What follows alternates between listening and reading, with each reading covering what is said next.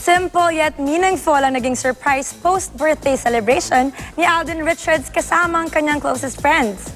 Fresh from Cebu naman, sinurpresa ni Maine Mendoza ang kanyang ka-love team. Makichika kay Nelson Canlas. Pagkatapos magpasaya sa mga kapuso sa Sinulog Festival kahapon, diretsyo na si Alden Richards sa surprise birthday party para sa kanya. Present ang ilang malalapit na kaibigan ni Alden sa showbiz tulad ni Chris Bernal, Bea Binene, Christopher Martin, Joyce Ching, Rojun Cruz at Gerald Napoles. Bumati rin sina GMA Films President Annette Gozon at First Vice President for Program Management Joey Abacan.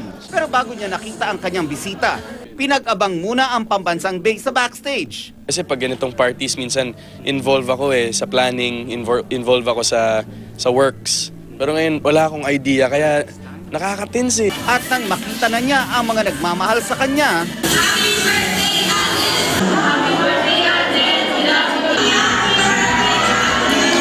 hindi kumpleto ang mga nagmamahal kay Alden kung hindi darating ang kanyang kabiyak sa kalye-serye.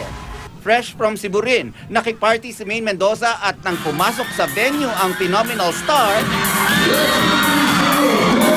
Para sa kanya naman to, syempre birthday niya. So, sana happy siya lang. Ano ba birthday gift mo sa kanya? Secret. Secret. Simple but meaningful ang naging celebration ng 25th birthday ng Pambansang Bay. Labis daw ang kanyang pasasalamat sa Diyos para sa mga biyaya na patuloy na naibibigay sa kanya.